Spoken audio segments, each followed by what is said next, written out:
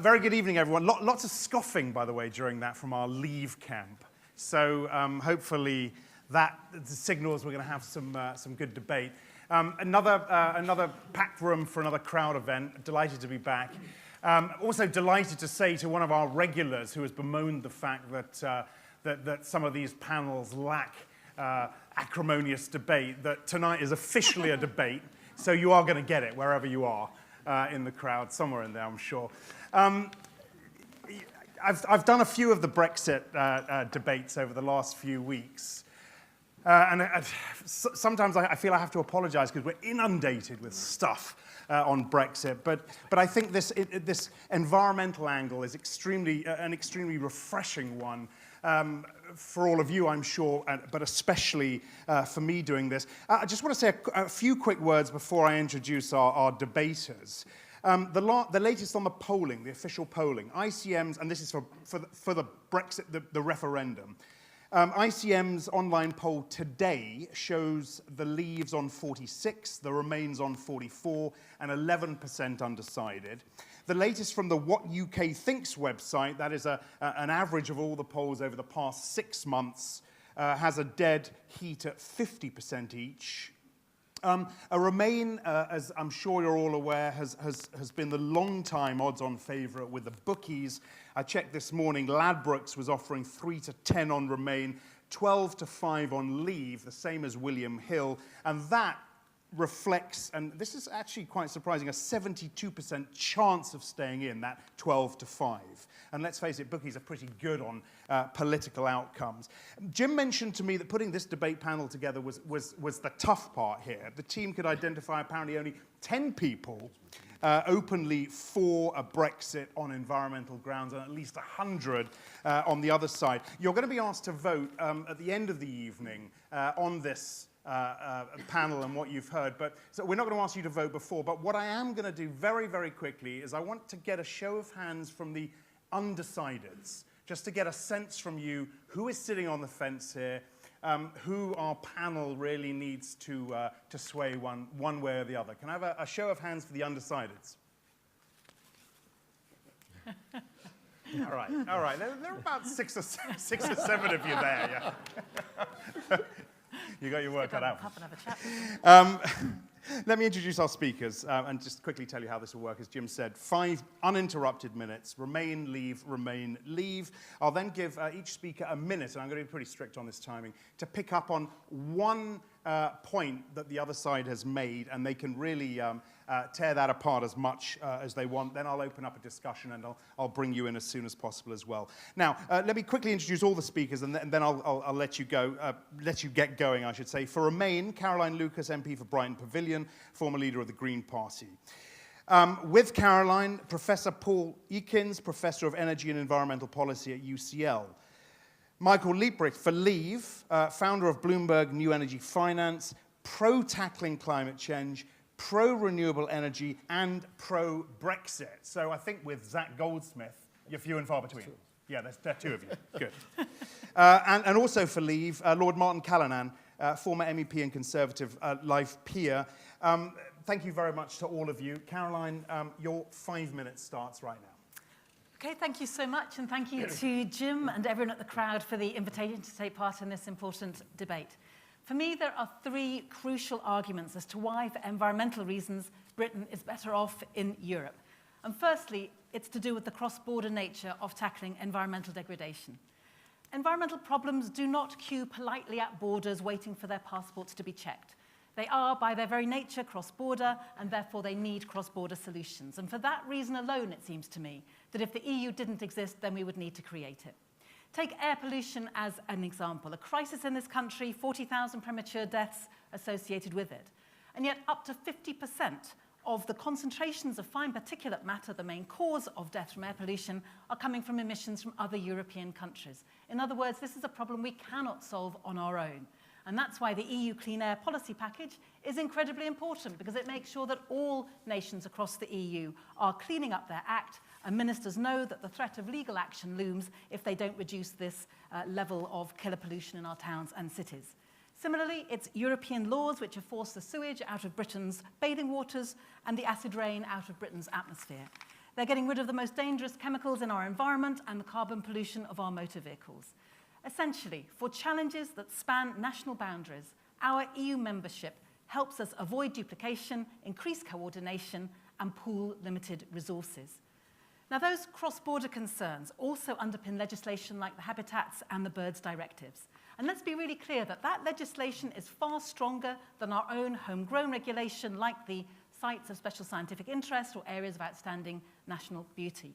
And they work. Take this bit of analysis, for example, that shows that the most consistent single factor in a species' fate when it comes to the Birds Directive is whether or not it's protected by that directive. So some of the successes have been astonishing. Red kite numbers are up over 2,000%, cranes are up 1,600%.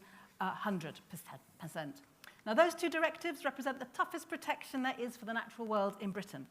And if we were to leave the EU, I would contend that those protections would go with us. Because if anyone genuinely thinks that the UK government is just as likely to enact legislation in this area on its own, I would suggest that you have not been paying attention. We currently have a Prime Minister who talks of getting rid of the so-called green crap, who's made it his mission to have a bonfire of regulation. A Chancellor who has said that the EU nature laws place, and I quote, ridiculous costs on British firms. A government that has instructed its own MEPs to vote against laws to improve inspections on vehicle real-world emissions. And we have the glorious prospect, if Cameron is replaced by Boris, of a new Prime Minister who apparently doesn't even believe that climate change is caused by human activity.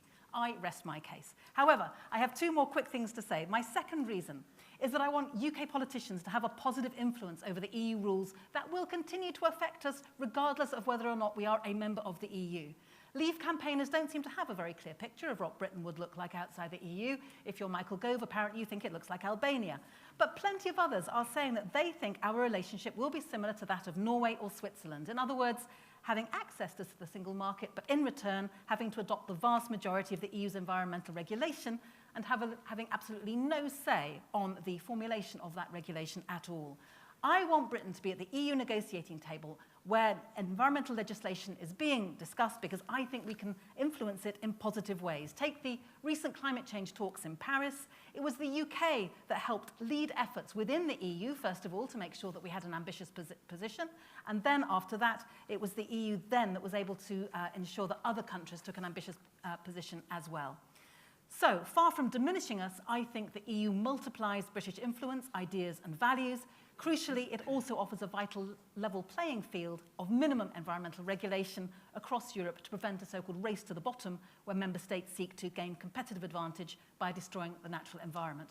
I only have a few seconds left, but my third and final reason is this, that climate change is the biggest threat that we face, and we need all of the best minds and the best technology as fast as possible to tackle that climate catastrophe. And by working inside the European Union, we have a much better chance of being able to move faster, more ambitiously, for all of the reasons that David Baldock explained earlier on when he was talking about the fact that countries feel more comfortable working together. So I want to leave you with that thought, that if we are serious about getting off the collision course we're currently on with catastrophic climate change, we have a much better chance of doing it by working with our colleagues inside the European Union. All right, thank you, Caroline. Michael Liebreich for Leeds.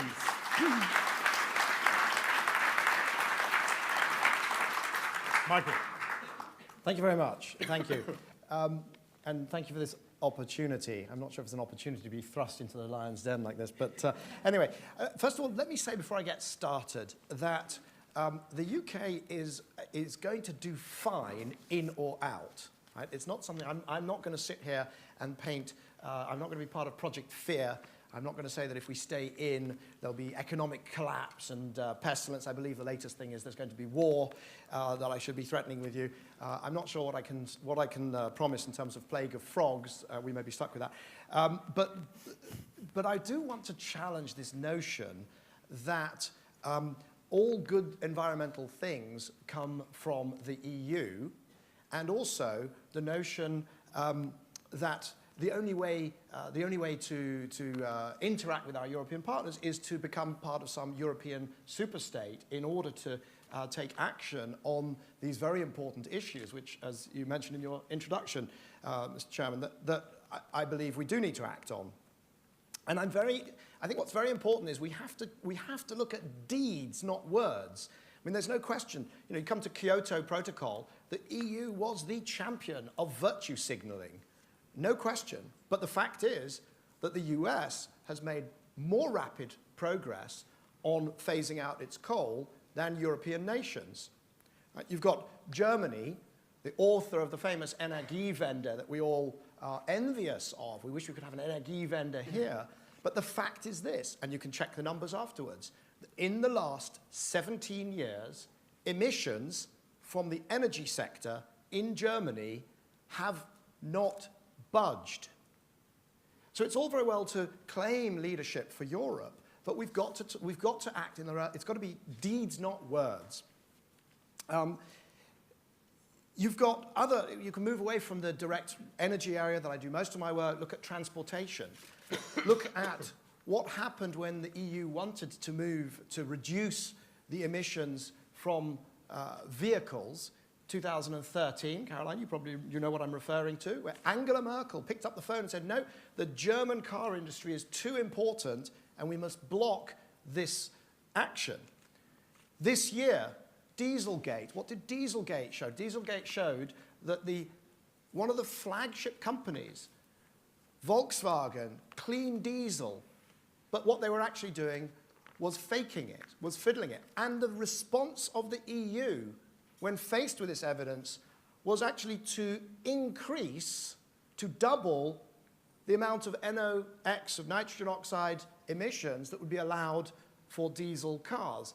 This is not the response of a bloc that is leading on the environment. This is the response of a bloc that is talking about leading but not doing it. Investment in clean energy in Europe peaked in 2011. It has now dropped and is less than half of what China is investing in clean energy.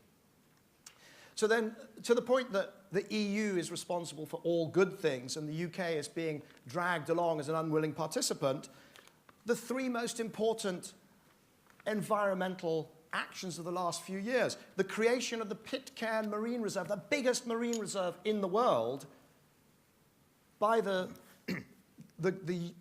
coalition government, but driven by the Tories that Caroline is so unhappy with. That was a UK initiative, nothing to do with the EU. The carbon floor price. The fact is the EU's ETS sounds great, but doesn't work because it produces a price of €6 per tonne of carbon, which doesn't switch energy use. The carbon floor price, which does, UK innovation. You've got a minute. And the decision to phase out coal by 2025 contrasts that with what's happening in Germany. We will solve the environmental and particularly the climate problem in this world through innovation. We have outsourced innovation, research in technology to the EU, and what they are doing is spending the Horizon 2020 monies. We'll hear probably a bit more about that from Professor Ekins. They're spending it largely on socio-economic research and not hard science. If you don't believe that, go to their website and see how many projects they have researching things like graphene and batteries and PV. And they've got 10 and 20 and 30 times as many projects researching cultural impacts of things. That's fine, and Michael. Social change. I'll leave the rest to my colleague who's eminently more qualified than me to continue. All right, thank you very much indeed. Let's have a round of applause as well, please. Yeah. All right. Michael, thank you very much indeed. For Remain, Professor Ekins. Well, thank you very much, and thanks for inviting me to share these thoughts with you. I want to very briefly address three questions. The first is it desirable for the energy and environment policies of European countries to be harmonized at the European level rather than just at national level? My answer to that question is yes. We've heard some of the reasons for that already. For me, it's partly an economic reason, because through that we can harmonize the environmental performance of goods through things like Eco-Design Directive, through common efficiency standards, through common emission standards, and that then plays into the largest single market in the world. That achieves lower costs, economies of scale, and enables EU countries to be more competitive internationally. And the second reason is that through doing that, one can influence other countries' regulations. And that's good for both the EU and UK exports.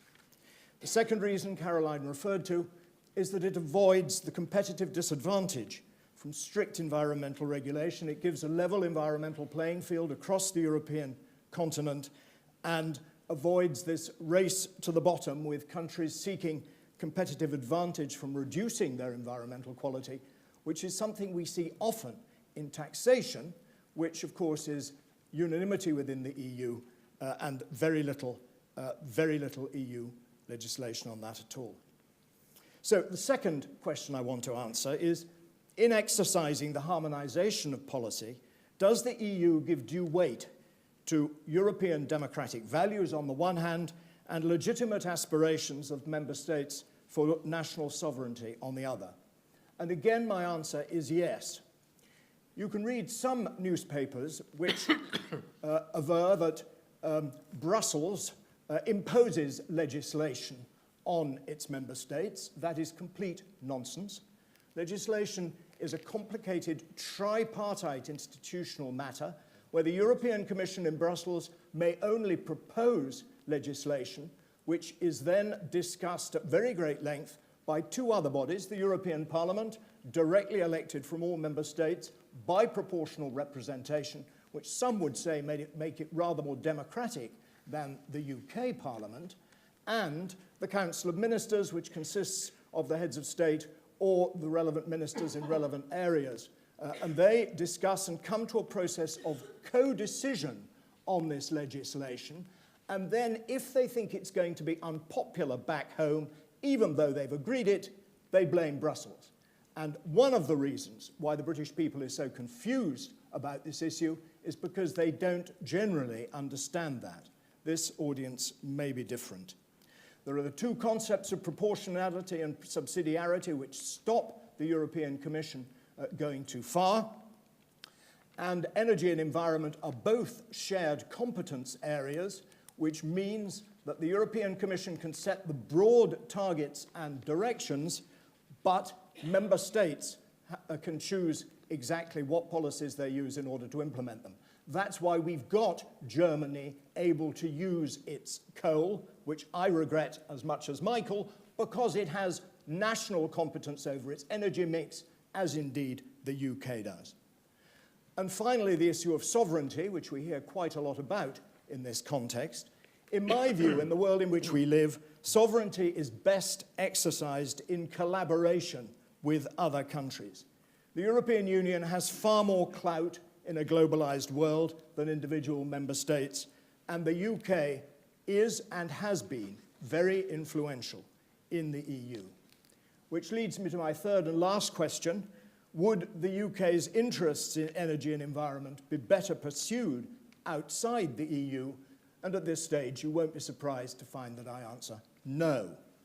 Of course, it's difficult to know what Brexit will look like, and David performed a service by, at the beginning, putting up some of the options. I cannot imagine that the UK would not want to be part of the single European market. We export 45% of our exports into the single market, and 2/3 of those are goods. So the EU remains some of the few people in the world who actually want to buy our goods as opposed to our services. We also would definitely want to be part of the energy union, even if it was only for the interconnectors that are absolutely crucial to our security. That's 5 minutes, by the way. Fine. I didn't see the signs there. That's no excuse, sorry. Oh, that's it. Oh, right. I'm sorry, you said that was 5 minutes. It was 5 minutes. If you were in the middle of a sentence, you may finish it. That's fine. Yeah. All right, thank you very much indeed. And finally, for leave, Lord Martin Callanan.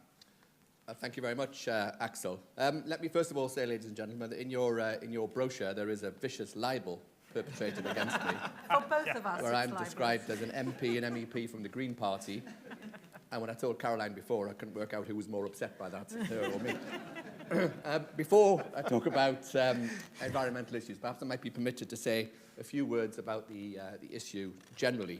because I don't believe there is black and white in this issue. There are clearly good and sound arguments on both sides. But to me, this debate is about control and it's about democracy. And I don't believe that everything done in the EU is bad. Of course not. There are some good things and there are many bad things.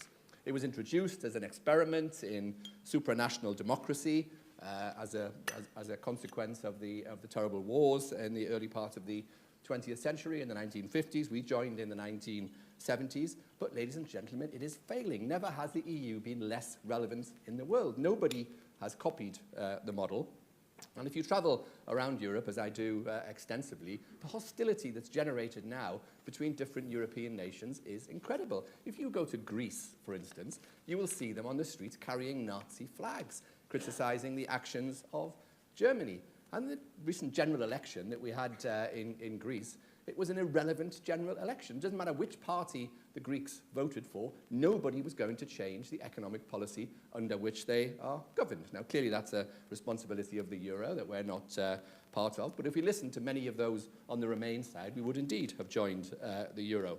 And let me say first as well, that in response to the comments from the Remain campaigners, neither Michael nor myself or most people on the Leave side are petty-minded little Englanders. Nobody is arguing against cooperation with other European countries or indeed other worldwide countries. Of course, we have to peacefully coexist and work with them on issues where we have a mutual interest. And that's the normal state of affairs everywhere else in the world. New Zealand is not about to join Australia. Nobody calls them petty-minded little New Zealanders because they don't wish to federate with Australia. They work perfectly happily together. Canada and the US have a great amount of cooperation. Nobody calls them sort of Americo-skeptics because they don't wish to submerge their national structures with that of the US. So we're entirely in favour of cooperation where it's required and working together to solve common problems. But that doesn't mean to say that we have to have a supranational governance, generally involving people either nobody voted for or, in the cases, people who've actually had to lose an election, in the case of Neil Kinnock, Peter Mandelson,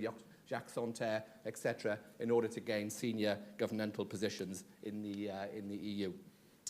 And moving on to environmental policies. My colleague already talked about some of them. So put aside whether you're in favour of policy A or policy B. Caroline said that we need to be in the EU because it does lots of great things that she couldn't persuade the electorate to vote for in this country. That's the essence of what she said. You know, David Cameron may not, I don't know, be opposed to certain green policies. But at the end of the day, the government that we have is the government that we all voted for. I didn't like the fact that we had a Labour government. They did lots of things that I didn't like, but they were democratically elected in this country, so I had to put up with it as a concerned citizen of this country. What she is in fact saying is he needs the EU as a supranational authority to implement policies that she can't persuade the rest of us to vote for in this country. The Common Agricultural Policy, still responsible for 40% of the EU budget, despite recent reforms, is an environmental disaster. Even Friends of the Earth, hardly an organisation with which I would normally agree, called it an environmental disaster. The problems with it are legendary. We still spend 200 million a year subsidising tobacco farmers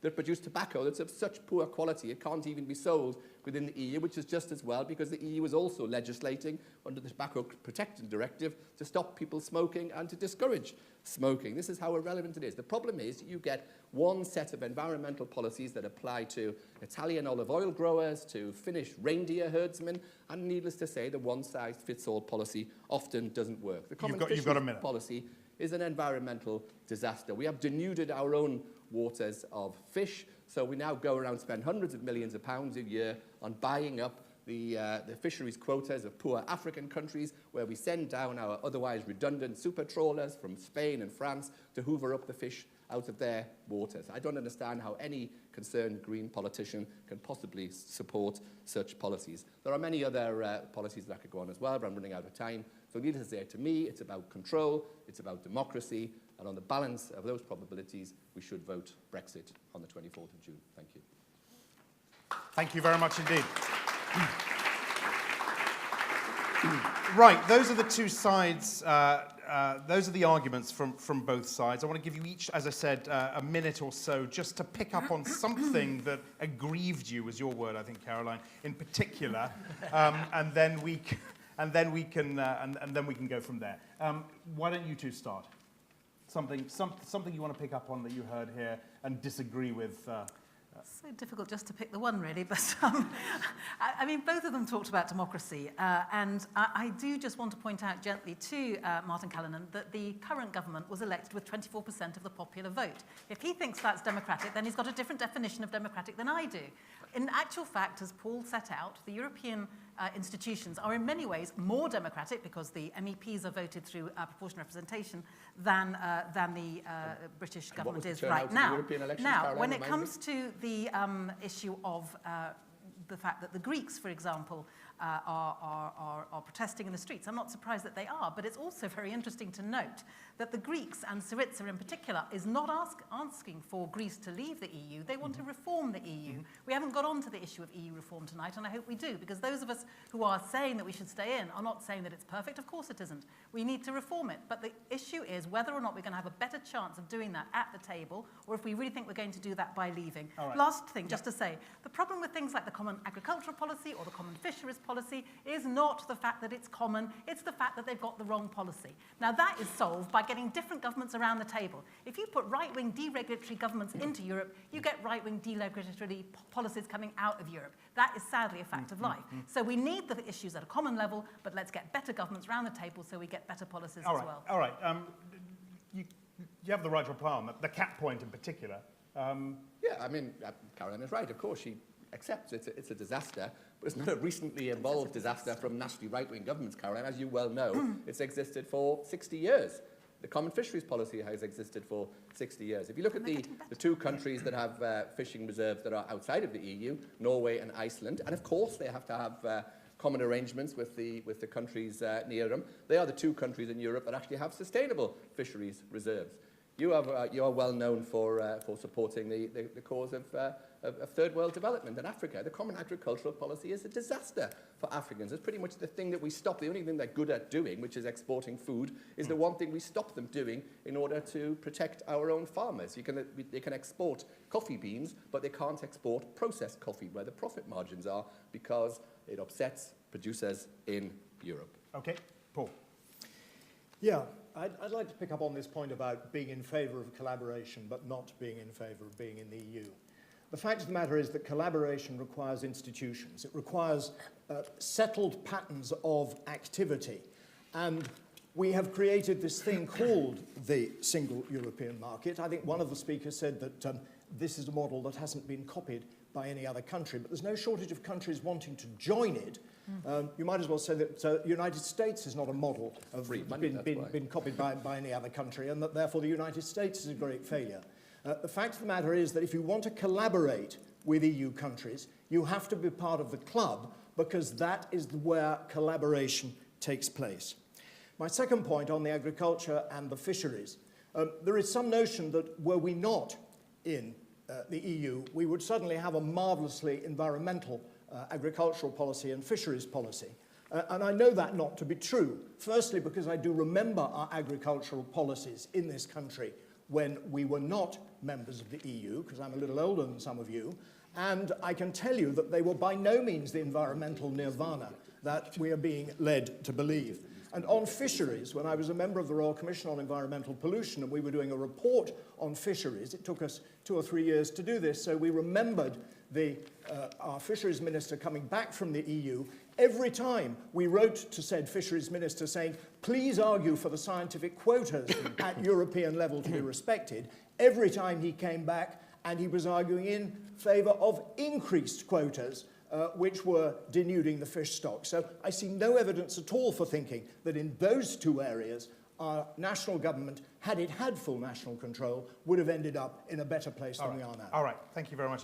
Michael, let's finish up with you. Where to start? So to the point about reform, I think if the EU has failed to reform in the face of one of its most influential members perhaps being about to leave, I think it is absolutely fanciful to think that somehow there's going to be a flood of reform after we decide to remain. To the point about sovereignty, I'm going to reiterate what Martin said. There is not a shred of isolationism on this side of the argument, not a shred. The question is, why do you need to become part of a supranational organization to work on things like industrial standards? I go anywhere in the world, I use my debit card in an ATM.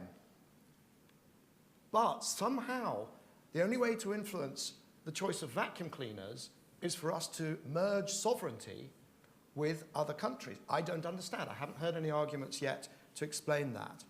In terms of influence, one of the major points made by Professor Ekins, the issue is this. The EU right now has 7% of the world's population and 15% of its economy. The rest of it, the non-EU, just to point out, has 83% of the world's economy, 93% of the world's population, 85% of its economy, and it's growing about 2.5% faster.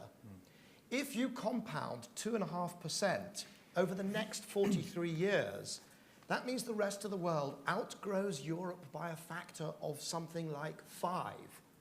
That's not influence. Europe is not growing itself to irrelevance, and we are aligning ourselves with Europe and not with the rest of the world. And then if I might, very quickly. Finally, ultimately, this is all about, I believe, a failure to trust the UK with its own environmental decisions. This is at the heart of it. It's about the failure to trust the UK and the decision that the only way that the environment can be protected is for the UK itself to become a form of EU protectorate. And okay, and I'm going to, with a layperson's hat on now, I'm going to start a round of my own questioning before we open it up to the audience. But you clearly trust the UK to do the right thing, is that right? Well, I'm a Democrat.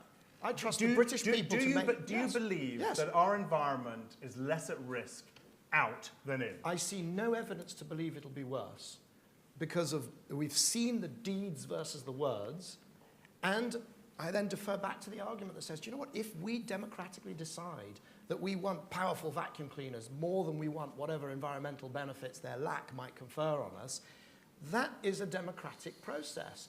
Then I think Caroline should spend more time in this country persuading Brits and less time hoping for environmental regulations to be imposed on us. Another question to the leaves, and then I'll come to the remains. But again, with my layperson's hat, all the big environmental groups say that we will return to being the dirty man of Europe. Of course they do. But because they get paid by the European Commission. They're bound to be in favour of it. I'd be in favour of it being paid. Is that the reason you they are say? paying for the European...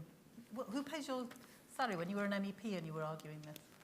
Well, at the time there was, yeah. I'm not now, I don't know. Quite. Indeed. Well, I was still able to argue it otherwise. I mean, if my grant sources were at risk, then I'm sure I'd be in favour of it as well. But I quoted some of the arguments of some environmental campaigners. Most of the experts in this space are Remainers, though, right? Well, yeah, go ahead. yeah. Well, and we've heard the presentation at the beginning that kicked us off, how complicated it would be and how limited and how difficult, and the negotiation would take years. But I mean, that is a classic argument. IEEP, I looked on your website, David, of the last 20 publications published by IEEP, 8 of them were funded by the European Commission or the European Parliament. How of course all the experts are going to say that this is terribly difficult and that we have to stay in and any alternative is going to be unthinkable. It's obvious. I mean, it's worth making the point. On the day we leave, we still have exactly the same body of legislation. However, after that, it would then be up to us to change it. But I don't think there's going to be any great dramatic changes in the near future. Let me pick you up on that, because it was a piece I read in The Environmentalist, and it was all about and forgive me if I get some of this stuff wrong, the European Communities Act, which would apparently be repealed if we leave, leaving this gaping hole in environmental law here in the UK. Is that just simply untrue? That's untrue. Is it untrue? The way that European directives are implemented into UK law is that they go into the parliamentary process, and often, sometimes gold-plated change regulations are introduced, but the essence of the directive is then translated into UK law. So the body of UK law on environment aligns itself at the moment because we are members with European law. The day we leave, that law still exists. The difference is that it would then be down to our own democratic procedures to change or modify bits if we wish to do so. We may even want to go further in some respects. So I think this is the essence of it. At the moment, Caroline thinks the EU is a great thing because it does things she agrees with. But she doesn't mind the lack of democratic control in influencing it. one day, Caroline, it'll do things you don't agree with and There's don't plenty of things like. it does that I don't agree with. Let's take the Transatlantic Trade and Investment Partnership. I It's do not not going to like do that, so you TTIP wouldn't worry at about all. it. But exactly, it's not going to happen. And why isn't it going to happen? Because France has actually put a stop on it. It's also not going to happen because I believe in free trade. That's one of the there deficits have of the been EU. If you believe in big trade, demonstrations right across the EU against TTIP. And the idea that we would somehow not have this nasty trade agreement, because I suspect there are reasons that I don't like it that aren't the same reasons that you don't like it.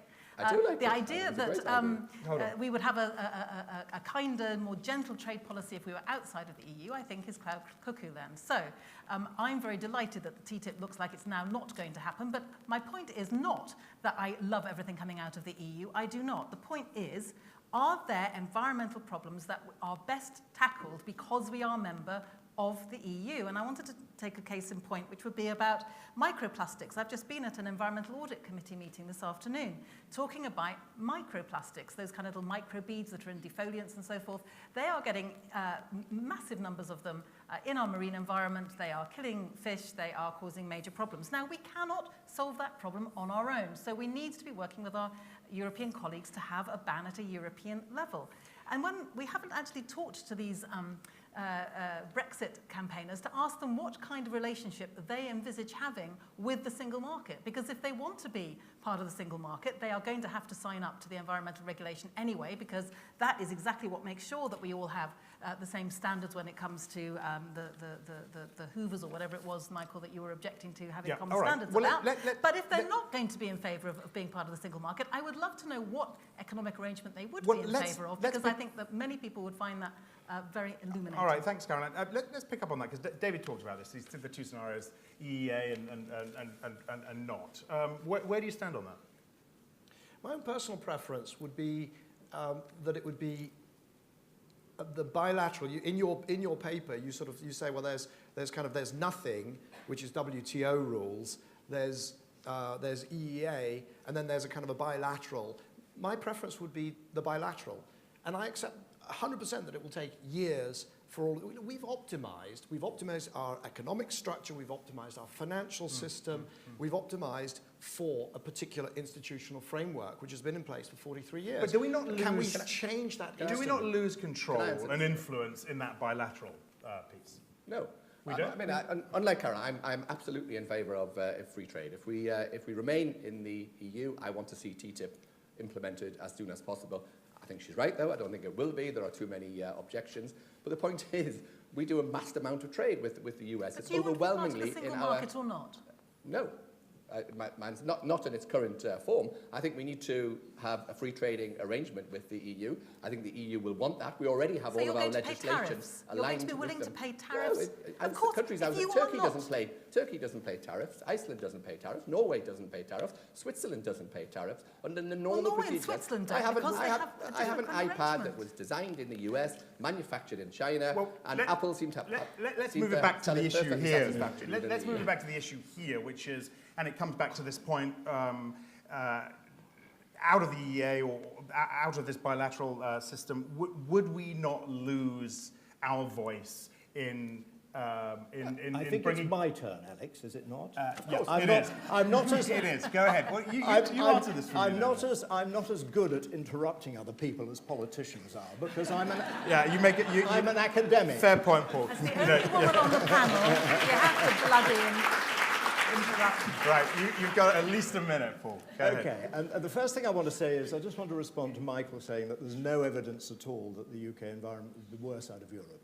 Actually, there is mixed evidence, but on air and water quality, there is very good evidence because the UK is in default of EU legislation on both air and water quality, which is two of the most important aspects for our health and for the general health of our environment. So there's no question at all that were we not part of the EU, we wouldn't be trying to meet these standards and failing and being taken to the European Court for that reason.